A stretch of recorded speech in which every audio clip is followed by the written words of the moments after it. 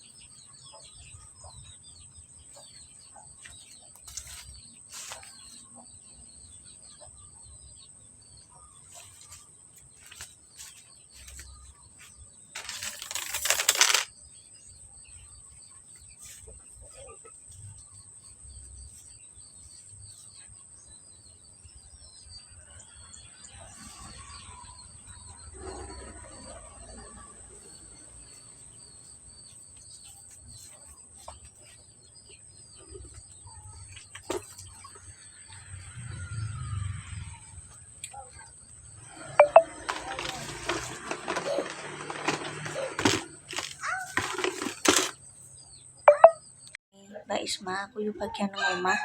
Soalnya yuk aku pengen kono nunggu niki anakku kan usah mau guys. Guys ya. Amanah.